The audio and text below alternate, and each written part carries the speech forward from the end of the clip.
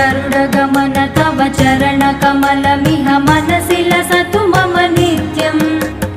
गरुडगमन तव चरणकमलमिह मनसि लसतु मम नित्यम्